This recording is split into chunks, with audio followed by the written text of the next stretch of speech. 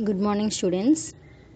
Next వచ్చేసి ఇప్పుడు మనం డబ్ల్యూటీఓ గురించి డిస్కస్ చేసుకుంటున్నాము, వరల్డ్ ట్రేడ్ ఆర్గనైజేషన్ గురించి. ఇందులో వచ్చేసి next topic functions of WTO, అంటే ప్రపంచ వాణిజ్య సంస్థ గురించి యొక్క విధులు ఏవైతే ఉన్నాయో మనం ఇప్పుడు చూద్దాం. ఇందులో వచ్చేసి first point, resolve the trade disputes. వాణిజ్య వివాదాలను పరిష్కరించాలి. అది ఏ విధంగా? The WTO administers the integrated dispute settlement system which is a central element in providing security and predictability to the multilateral trading system. ఇక్కడ ఏం చెప్తున్నాడమ్మా? Resolve the trade disputes. ఏదైతే వాణిజ్య మనకి అడ్డంకులు అయితే ఏవస్తాయో అంటే ట్రేడింగ్ జరుగుతున్నప్పుడు వాటిని నిర్మూలించాలి, వాటిని పరిష్కరించుకోవాలి అని చెప్తున్నాడు. Next, administered and implementing multilateral plurilateral trade agreements. బహుపాక్షిక వాణిజ్య ఒప్పందాలను అమలు చేయడం. ఇక్కడ ఏంటమ్మా? మల్టీలాటరల్ ప్లూరిలాటరల్ అని చెప్తున్నాడు. ప్లూరిలాటరల్ ట్రేడ్ అగ్రిమెంట్స్ అంటే ఏంటి? మోర్ దాన్ 2 కంట్రీస్, అంటే 2 దేశాల కన్నా ఎక్కువ, వాటి కంటే మోర్ దాన్ 2 అంటే 3 or 4 అంతకన్నా ఎక్కువ కాదు, అంటే సో మెనీ కాకుండా ఏంటంటే మినహాయించి, అంటే 2 కన్నా ఎక్కువ ఉండే వాటిని ప్లూరిలాటరల్ అని అంటారు, బహుపాక్షిక అని అంటారు. అండ్ మల్టీలాటరల్ ట్రేడ్ అగ్రిమెంట్స్ అంటే మోర్ దాన్ 2 అండ్ అబోవ్, అంటే ఎన్నైనా కావచ్చు, ఇంకా చాలా, అంటే ప్లూరిలాటరల్ కన్నా ఎక్కువ అని అర్థం అన్నమాట. వీటి మధ్యన జరిగే ట్రేడ్ని మల్టీలాటరల్ ప్లూరిలాటరల్ ట్రేడ్ అగ్రిమెంట్స్ అని అంటారు అన్నమాట. వీటిని నిర్వహిస్తారు. Next, act as a watch dog of international trade.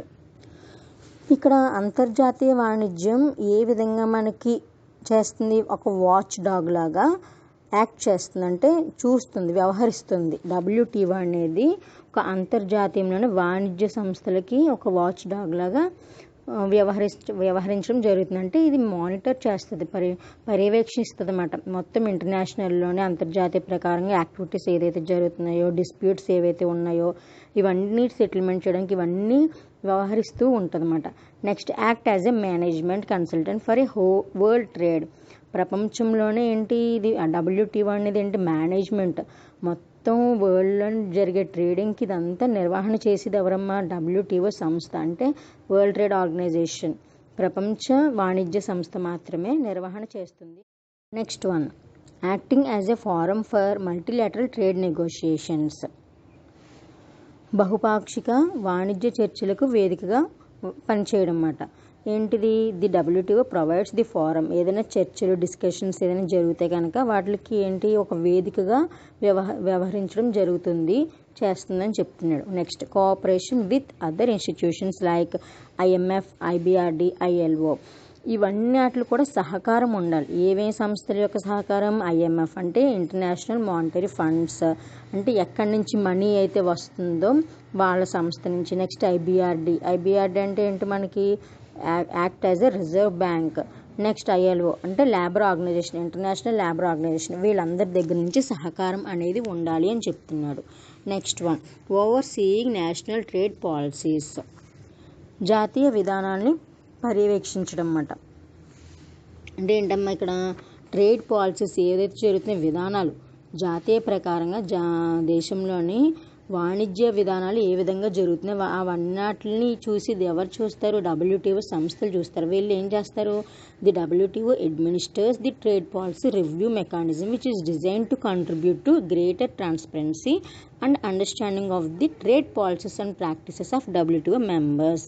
వీళ్ళు ఇక్కడ ఏం చేస్తున్నారు? డబ్ల్యూటీఓ సంస్థ వాళ్ళు వాణిజ్య విధానాలు ఏ విధంగా ఉన్నాయి, అది వాటిని ఏ విధంగా చేపట్టాలి అనే వాటి గురించి వీళ్ళు పరిష్కారాలు వ్యవహరించడం జరుగుతుంది అని చెప్తున్నాడు.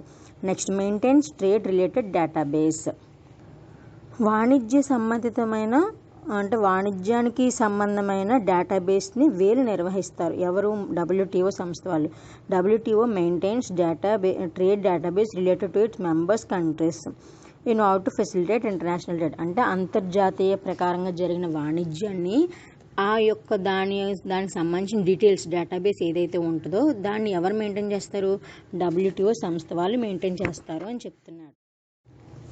Next one, objectives of WTO. WTO యొక్క లక్ష్యాలు ఏమైతే ఉన్నాయో చూద్దాం.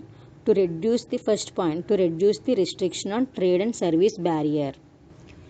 వాణిజ్యం మరియు సేవలు అవరోధంపై పరిమితిని తగ్గించడం, అంటే ఏదైనా రిస్ట్రిక్షన్స్, రూల్స్ ఇటువంటివి ఏమైనా ఉంటాయి కనుక వాటిని రెడ్యూస్ చేయాలి అని చెప్తున్నాడు. Next, to raising standard of living, జీవన పరిమాణాలను పెంచడం, అంటే ఏంటమ్మా మన జీవనోపాధిని రేస్ చేసుకుంటూ ఉండాలన్నమాట. దాన్ని మన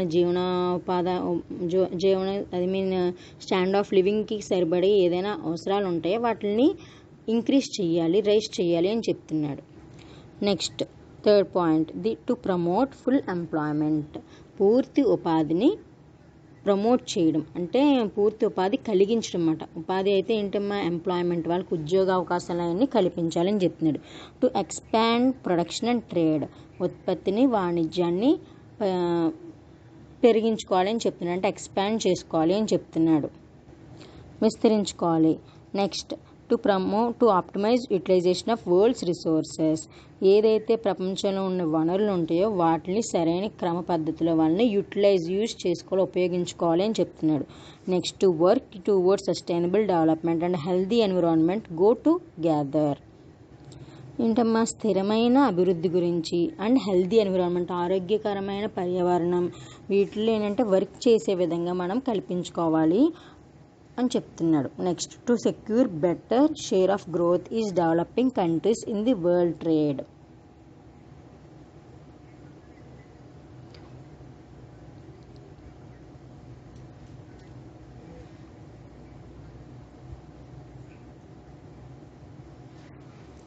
ప్రపంచ దేశాల్లో అభివృద్ధి చెందుతున్న వాటిల్లో వాటాలు అంటే షేర్స్ ఇటువంటి పెంపొందించుకోవాలని చెప్తున్నాడు, వాటిని ఏంటంటే సెక్యూర్గా ఉంచుకోవాలి అని చెప్తున్నాడు. Next, to remove multilateral trade agreement, బహుపాక్షిక వాణిజ్య ఒప్పందాన్ని తొలగించుకోవాలి అని చెప్తున్నాడు. ఇవి వచ్చేసి ఏంటమ్మా ఆబ్జెక్టివ్స్ ఆఫ్ డబ్ల్యూటీఓ యొక్క లక్ష్యాలు అని చెప్తారు. Next one, principles of WTO, ప్రపంచ వాణిజ్య సంస్థ యొక్క సూత్రాలు ఏమైతే ఉన్నాయో చూద్దాం. The WTO establishes a framework for trade policies, WTO ఏం చేసిందమ్మా ఒక ఫ్రేమ్వర్క్ చేసింది, అది ఏంటి వాణిజ్య విధానాల గురించి సూత్రాలు తయారు చేసింది. ఆ ఫ్రేమ్వర్క్లో ఏమున్నాయి, with setting the rules of the trade policy games, ఏదైతే వాణిజ్య విధానంలో ఉన్నాయో దానికి సంబంధించి రూల్స్ రెగ్యులేషన్స్ ఉంటాయన్నమాట. ఇక్కడ వచ్చేసి మనకి సూత్రాలు 5 ప్రిన్సిపల్స్ ఉన్నాయి, అవి ఏమిటో చూద్దాం. First one, principle of non discrimination, వివక్షత లేని సూత్రం, అదేంటో చూద్దామా. It has 2 major components, namely the most favoured nation, means already ఇది వచ్చింది most favoured nation. MFN rule అంటే ఏంటమ్మా, ఏదైతే మనకి ట్రేడింగ్ చేసుకోవడానికి అనుకూలమైన దేశం ఉంటుందో దాన్ని మనం మోస్ట్ ఫేవర్డ్ నేషన్ అని అంటాం, అంటే మనకు నచ్చే ఇష్టపడి చేసుకునే దేశం కింద మనం వ్యవహరించవచ్చు. And the national treatment policy, మన జాతీయ చికిత్స విధానం కూడా ఉంటుందన్నమాట. Both are embedded in the main WTO rules of, ఈ రెండు కూడా ఏంటి ఇక్కడ WTO rules on goods services and intellectual property, but they present scope and nature differ across these areas. మనం దీనికి అనుగుణంగా మనం ఏం చేస్తున్నాము, గూడ్స్ అండ్ సర్వీసెస్ చేస్తున్నాం అన్నమాట. అండ్ ఇంటలెక్చువల్ ప్రాపర్టీ అంటే ఏంటి, మేధో సంపత్తి, మనకి ఏదైతే దానికి ప్రోడక్ట్ యొక్క కాపీరైట్స్ కానీ పేటెంట్స్ కానీ ఇవన్నీ ఉంటాయి దాన్ని ఇంటలెక్చువల్ ప్రాపర్టీ అన్నారు. ప్రోడక్ట్ యొక్క అసెట్ని ఇంటలెక్చువల్ ప్రాపర్టీ అని అంటారు. దీన్ని ప్రిన్సిపల్ ఆఫ్ నాన్ డిస్క్రిమినేషన్ అని అంటారు. Next point, principle of reciprocity, పరస్పర సూత్రం. It reflects both a desire to limit the scope of free riding that may arise because of the MFN rule. ఇక్కడ MFN rule పెట్టడం వల్ల ఏంటంటే ఇది reflects both a Dzire, ఇది ఒక wanted కింద తయారవుతుంది అన్నమాట. అంటే ఏంటి, మనం నచ్చినట్టుగా మనం చేసుకునే దాన్ని అక్రాస్, ఇక్కడ ఏం చెప్తున్నాడు అంటే desire to obtain better access to foreign markets. ఇవి trading better access to foreign మార్కెట్స్కి మనం యాక్సెస్ చేసుకోవచ్చు, అంటే పంపించుకోవచ్చు. ఇక్కడ ఏంటి మోస్ట్ ఫేవర్డ్ నేషన్, అంటే మోస్ట్ ఫేవర్డ్ నేషన్ రూల్ ప్రకారం ఇవన్నీ చెప్తున్నాడు అని తెలుస్తుంది. నెక్స్ట్, బైండింగ్ అండ్ ఎన్ఫోర్సబుల్ కమిట్మెంట్స్, కట్టుబాట్లు అమలు చేయడం మరియు బంధించడం.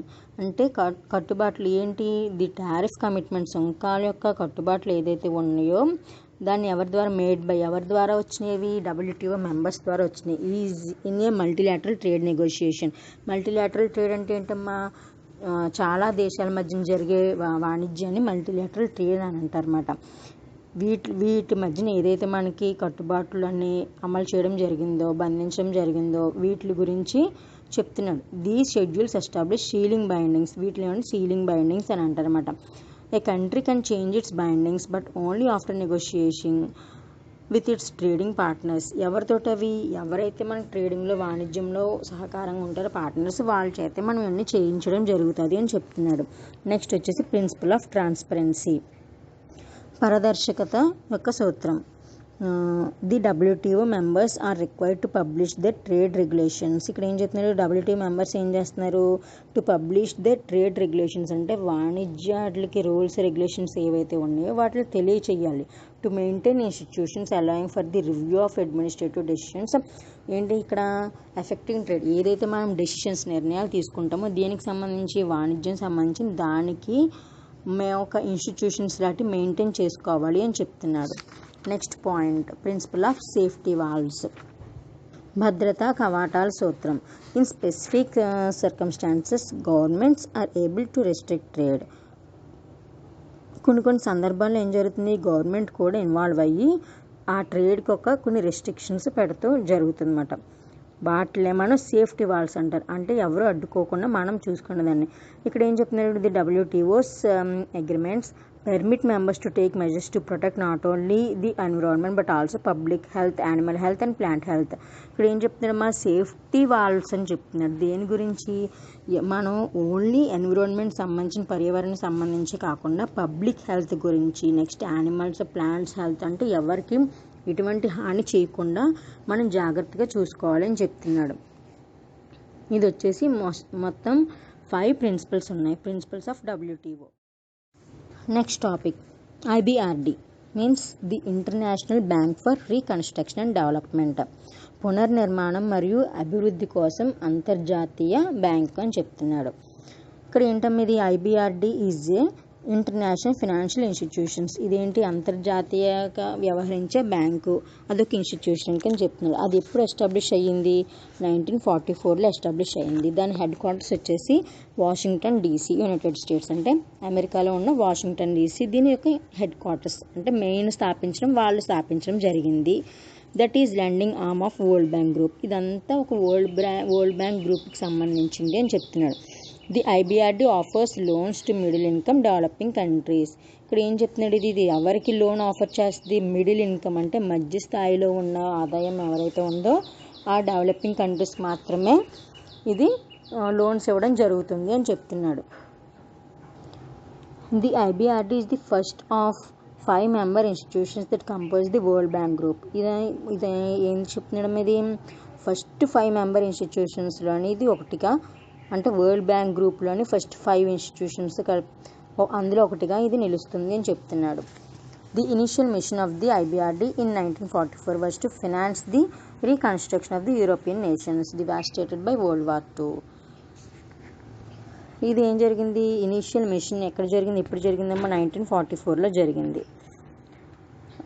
After that world war II దాని ముందు జరిగింది అని చెప్తున్నాడు. నెక్స్ట్ వచ్చేసి the IBRD is owned and governed by it's 189 member states with each country represented on the board of governors. ఇక్కడ ఏం చెప్తున్నాడు? ఇక్కడ ప్రతి IBRD కూడా వీళ్ళు 189 మెంబర్స్ గవర్న్డ్ కింద ఉన్నారు. అంటే 189 మెంబర్స్ ఉన్నారు, ప్రతి స్టేట్కి గవర్న్డ్ అయి ఉన్నారు అని చెప్తున్నారు. Next, the IBRD has its own executive leadership. దీనికి అంటూ ఒక స్వచ్ఛంగా ఒక సంస్థ, ఒక లీడర్షిప్ వ్యవస్థ ఉంది అని చెప్తున్నాను అనమాట. అందులో ఏం జరుగుతాయి? బిజినెస్ ఆపరేషన్స్ సంబంధించిన వ్యవహారాలు ఏవైతే ఉన్నాయో దాని గురించి జరుగుతుంది అని చెప్తున్నాడు. Next, objectives of IBRD. International bank for reconstruction and development యొక్క మనకి లక్ష్యాలు ఏంటో చూద్దాం. First point, to provide long run capital to member countries for economic reconstruction and development. ఏంటమ్మా ఇది ఏం చేస్తుంది? ఆర్థిక పునర్నిర్మాణం మరియు డెవలప్మెంట్, అభివృద్ధి గురించి కూడా దీర్ఘకాలిక మూలధనం అనేది అందించడం జరుగుతుంది, అంటే ప్రొవైడ్ చేస్తున్నారు అని చెప్తున్నారు.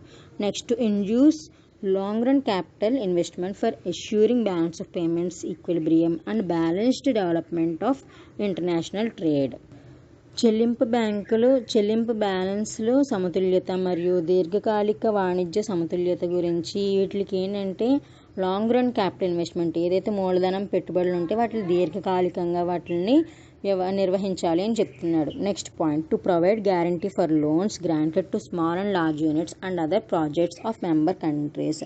అలాగే గ్యారంటీ ఆఫ్ ఫర్ లోన్స్ కూడా వీళ్ళు గ్రాంట్ చేయాలి, అంటే లోన్స్ కూడా ఇవ్వాలి అని చెప్తున్నమాట. ఎవరికి చిన్న వ్యవస్థ అయినా సరే పెద్ద వ్యవస్థ అయినా సరే లోన్స్ మనం ప్రొవైడ్ చేయాలి అని చెప్తున్నాడు. To ensure the implementation of development projects so as to bring about a smooth transference from a wartime to peace economy. యుద్ధకాలం నుండి శాంతి జరిగే ఆర్థిక వ్యవస్థ వరకు ఏదైతే అభివృద్ధి జరిగే మనకి ప్రాజెక్టులు ఏవైతే ఉంటాయో వాటిని నిర్వహించాలి, ఇంప్లిమెంటేషన్ చేయాలి అని చెప్తున్నాడు.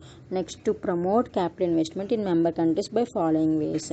క్రింది విధంగా మనం క్యాపిటల్ అనేది అంటే మూలధనం అనేది మనం పెట్టుబడిగా పెట్టాలి అని చెప్తున్నాడు. అది ఏ విధంగా? To provide guarantee on private loans or capital investment. Private loan అంటే ప్రైవేట్ రంగాల వాళ్ళకి లోన్స్ కల్పించడం, ఆర్ మూలధనం పెట్టుబడులు. If private capital is not available, ఒకవేళ ప్రైవేట్ సంస్థలు క్యాపిటల్ కనుక అవైలబుల్ కాకపోతే కనుక even after providing guarantee then IBRD provide loans. IBRD సంస్థ ఏం చేస్తుందమ్మా? లోన్స్ ప్రొవైడ్ చేస్తుంది ఫర్ ప్రొడక్టివ్ యాక్టివిటీస్. ఏదైతే ఉత్పత్తి యాక్టివిటీస్ ఉంటాయో వాటిలన్నిటికి కూడా లోన్స్ అనేది. Next topic, trade blocs. Trade blocks అంటే ఏంటమ్మా? వాణిజ్య అడ్డంకులు. మీన్స్ ఇక్కడ ఏం చెప్తున్నాడు? ఇక్కడ trade bloc is an agreement between countries intended to reduce or remove barriers to trade within member countries. ఏదైతే రెండు దేశాల మధ్య జరుగుతుందో వాణిజ్యం జరుగుతున్నప్పుడు అక్కడ ఏదైతే అడ్డంకులు ఉంటాయో వాటిని నిర్మూలించాలి, రెడ్యూస్ చేయాలి అని చెప్తున్నాడు. Defence against global competition is obtained through established tariffs on goods produced by member states, import Kotas, government subsidies. వీటికి ఏంటి? ఏదైతే సుంకాలు ఉన్నాయో అంటే మనం ప్రొడ్యూస్ చేసిన వస్తువులకి ఏదైతే సుంకాలు ఉన్నాయో వాటిలన్నీ కూడా గ్లోబల్ కాంపిటీషన్కి ఎగెయినిస్ట్గా కూడా మనం ఏదైతే దానికి అడ్డంకులు ఏర్పడుతున్నాయో అవన్నీ నిర్మూలించాలి, దాన్ని డిఫెన్స్ చేయాలి అని చెప్తున్నాడు. Trading blocs are a form of economic integration and increasingly shape the pattern of world trade. అలాగే అండి ట్రేడింగ్ బ్లాక్స్ వాణిజ్య అడ్డంకులు ఏదైతే ఉన్నాయో అవన్నీ కూడా ఎకనామిక్ ఇంటిగ్రేషన్ ఆర్థిక వ్యవస్థపై మన ప్రభావం అంటే అదొక షేప్ విధానం తీసుకురావాలి. వరల్డ్ ట్రేడ్లో ప్రపంచ వాణిజ్యంలోనే అదొక విధానం కింద చేపట్టాలి అని చెప్తున్నాడు. Next, meaning of trade blocs. దాని యొక్క మీనింగ్ ఏంటి, అర్థం ఏంటో చూద్దాం. Trade bloc is an agreement between states, regions or countries to reduce barriers to trade between the participating regions. ఇక్కడ ఏం చెప్తున్నాడు? ట్రేడింగ్ అనేది రెండు స్టేట్స్ మధ్యన కానీ రెండు రీజన్స్ కంట్రీస్ దేశాల మధ్యన కానీ జరిగేదాన్ని ఒక అగ్రిమెంట్ దాన్ని ట్రేడ్ బ్లాక్స్ అని అంటారు. Trading blocs are a form of economic integration and increasingly shape the pattern of world trade. Okay, the most well known trade bloc. ఇక్కడ ఈ కొన్ని ట్రేడ్ బ్లాక్స్ ఇచ్చాడమ్మా, అవి ఏవేంటో చూద్దాం. NAFTA between the United States, Canada and Mexico. అంటే NAFTA అనేది ఏంటి? North American free trade agreement. ఇది ఒక అగ్రిమెంట్. దేని మధ్యన జరిగింది? ఇక్కడ నాఫ్టా అనేది ఏంటమ్మా? Between the United States, Canada and Mexico. అంటే మూడు దేశాల మధ్యన మనకి ట్రేడ్ బ్లాక్ కింద జరుగుతుంది అని చెప్తున్నాడు. Important trade blocs. ఇక్కడ అడ్డంకులు వచ్చేది ఏవేంటో చూద్దాం. ఫస్ట్ వన్ వచ్చేసి NAFTA, North American free trade agreement. ఉత్తర అమెరికా వాణిజ్య ఒప్పందం, వాణిజ్య స్వేచ్ఛ ఒప్పందం. నెక్స్ట్, యూరోపియన్ EU అంటే ఏంటి? European union. Next, EFTA means European free trade agreement. అంటే యూరోపియన్ వాళ్ళది స్వేచ్ఛ వాణిజ్య ఒప్పందం అని చెప్తున్నారు. నెక్స్ట్, యూరోపియన్ కమ్యూనిటీ, యూరోపియన్ వాళ్ళది ఏదైనా కమ్యూనిటీ అని చెప్తున్నారు. Next, CEFTA central European free trade area. ఇది కూడా ఏంటంటే సెంట్రల్ యూరోపియన్ వాళ్ళది స్వేచ్ఛ వాణిజ్య అగ్రిమెంట్ కింద చెప్తున్నాడు. Next, FTAA free trade area of America, America యొక్క ఉచిత వాణిజ్య ప్రాంతం కింద చెప్తున్నాను అనమాట. Next, LAFTA Latin America free trade agreement, Latin America వాళ్ళది వాణిజ్య స్వేచ్ఛ ఒప్పందం అని చెప్తున్నాడు. Next, CC Caribbean community, Caribbean వాళ్ళది కమ్యూనిటీ సంస్థ. Next, OECS organisation of east Caribbean. ఇలాగ ఇవన్నీ ఏంటంటే మొత్తం 17 పాయింట్స్ ఉన్నాయి. Next, TRIPS trade related intellectual property rights, TRIMS trade related investment measures. Next, SAARC south Asian association of regional cooperation. ఇవన్నీ ఏంటి? ఇవన్నీ కొన్ని కంట్రీస్ వాటికి ఏంటంటే వాళ్ళు ఒప్పందాలు పెట్టుకుంటారు అన్నమాట. వాళ్ళ గురించి వాళ్ళ వాణిజ్యాల గురించి ఒప్పందాలు పెట్టుకునే వాటిని ఈ అబ్రివేషన్స్ కింద మనం డిక్లేర్ చేస్తున్నాము. అందులో మనకి ఇక్కడ వచ్చేసి ఏంటి, ట్రేడ్ బ్లాక్స్లోకి ఇక్కడ ఏషియన్ ఒకటి వస్తుందమ్మా, సార్క్ ఒకటి వస్తుంది మనకి, మళ్ళీ నెక్స్ట్ టాపిక్స్లో వచ్చేది. ఇవన్నీ కూడా ఏంటంటే వాళ్ళ యొక్క సంస్థల గురించి ట్రేడింగ్ జరుగుతున్నప్పుడు వాళ్ళ యొక్క క్రియేట్ చేసుకుంటున్నారు. ఇలా మన కొన్ని దేశాలు ఇలా ఒప్పందాలు ఉండాలి, ఈ విధంగా మనం పాటించాలి, ఇలాగ డెవలప్ చేసుకోవాలి మన వాణిజ్య వ్యవస్థని అనే దాని గురించి ట్రీట్ చేసుకుంటున్నారు. Next point APEC, APEC, Asian Pacific economic cooperation. Next BA, Bangkok agreement. GCC, Gulf cooperation council. OPEC, organisation of petroleum exporting countries. ఇవన్నీ కూడా ట్రేడ్ బ్లాక్స్ కింద వ్యవహరించడం జరుగుతుంది అని చెప్పి